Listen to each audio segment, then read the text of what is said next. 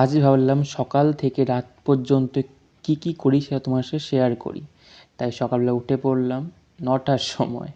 তো সকালবেলায় উঠে আগে পড়তে বসে পড়লাম, কারণ সামনে আমার ফুড এসআইয়ের এক্সাম আছে। তো আমার মতো তোমাদেরও যদি কারোর ফুড এসআই এক্সাম থেকে থাকে অবশ্যই কিন্তু কমেন্টে জানিও, আর প্রিপারেশানটা কেমন নিই সেটাও কিন্তু জানিও। তো তারপরে উঠে আমি ব্রাশটা করে নিলাম। ব্রাশটা করতে করতে মা খবর দিল যে আমার গাছে নাকি ফুল ফুটেছে।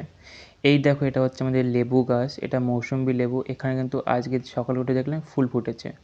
তো রোজকার মতো গাছে জল দিলাম, কারণ যেহেতু গাছে ফল ধরেছে তাই রোজ কিন্তু জল দিতে হবে। তো তোমাদের বাড়িতে যদি এরকম গাছ থেকে থাকে মৌসুম্বি লেবু গাছ, সেটা কমেন্টে অবশ্যই জানিও। তো এরপর নিজের খাবারটা কমপ্লিট করে নিলাম। তো তারপর আমি আমার মাছেদের খাবার দিয়ে দিলাম। মাছগুলো কিন্তু আগের থেকে অনেকটা বড় হয়ে গেছে। তো মাছগুলো কেমন লাগছে অবশ্যই জানিও। তারপরে দেখো